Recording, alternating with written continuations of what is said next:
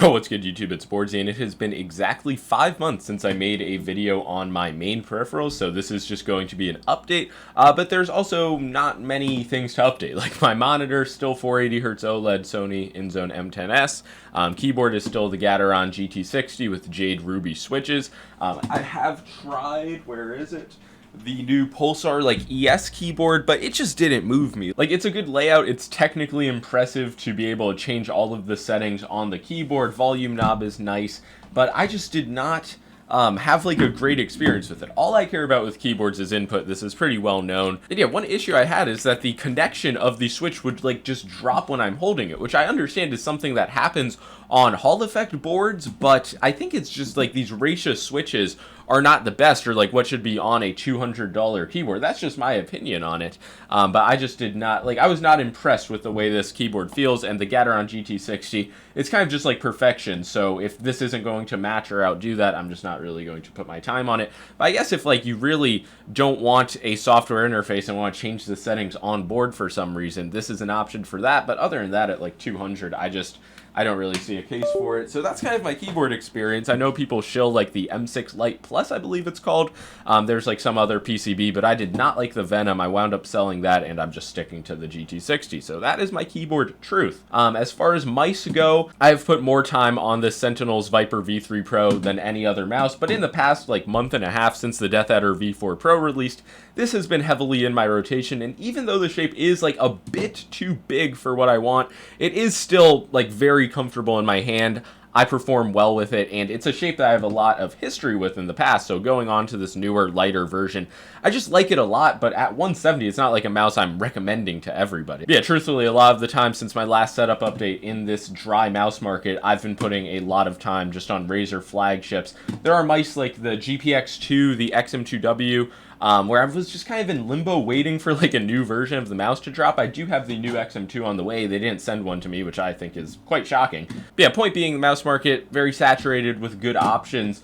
I don't feel I'm missing out by not using the GPX Dex when I'm using the Deathadder V4, but I could totally just main this mouse. It's a fantastic ergo, but it comes down to what you enjoy, which is, I think, why people have lost interest in the market. They've found a shape or just a style of mouse that works for them, so you don't really need to be testing every new release. But speaking of new releases, this past week I have been putting a lot of time on the NP01S Ergo. And yeah, naturally this compares well with both the NP01 and the NP01S. You can see it's just kind of a in the middle size, and it seems like they're discontinuing the standard NP01, so this is going to be the larger NP01 shape. Obviously with Vaxi, click quality, build quality, second to none. The weight on this is 59 grams, so it's not the lightest mouse, but for a mouse of this size, I don't find it to be a mouse where the lack of density or the weight balancing really blows me away. But because this is a claw shape, you're going to be making a lot of palm contact. I just find it to be a very easy mouse to control. I'm not going to go as far as to say I'm going to main it, but I do like it a lot.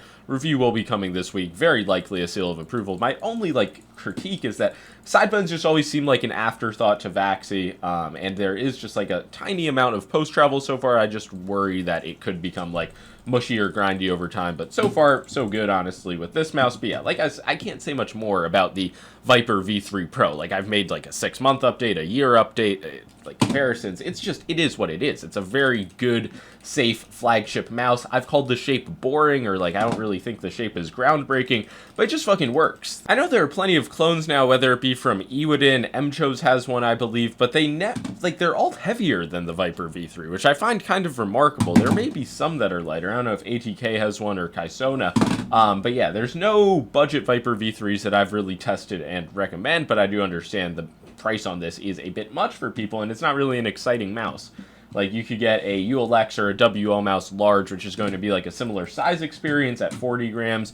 You could get something like an OP1 for much cheaper, just a small fingertip mouse. The V3 Pro is not really a one-size-fits-all, but it's what I put a lot of time on. It's just a very easy mouse for me to put my hand on, use, kind of drone out, and still be fine with. Similar to the GPX in her heyday, but since the Deathadder launched, I've probably had a slight preference towards that. I still have the stock skates on this mouse, On my Viper, I have the Jade Ultras from X-Ray Pad. So yeah, I don't really know what else there is to say. Despite the fact I have 20 mice on my desk, a lot of them get very little use, and most of the stuff I review doesn't really stay in the rotation afterwards. I'm not even talking about rubbish mice, like the Pulsar 10s mouse, the Zowie U2DW, Maya X. These are all like mainable claw grip shapes that fit my hand. I've just put hardly any time on them in the past couple of months. That's just the state of the mouse market. So I'm just telling you guys what I use. It's not really the only option. Now the final peripheral, another thriving market, the cloth mouse pad.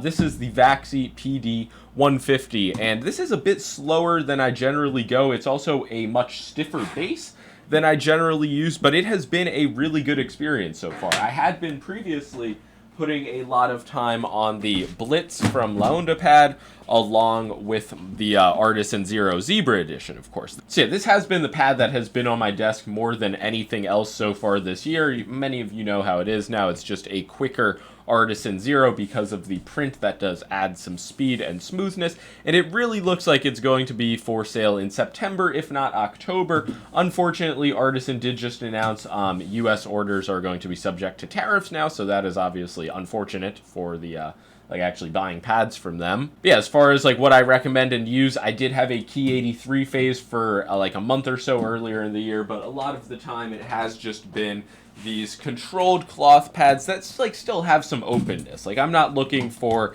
a mud pad. And yeah, I can really vouch the Molten Edge series from Laundapad. The availability in the US is a bit shaky, but they are like 55 euros in Europe for a 490 by 490 size. The QCW is probably my favorite or my second favorite. It's just a bit more controlled and smoother than the Blitz surface is, but recently I have been using the Blitz. These pads are not as firm as the PD150, but they're definitely also not as plushy as Artisan.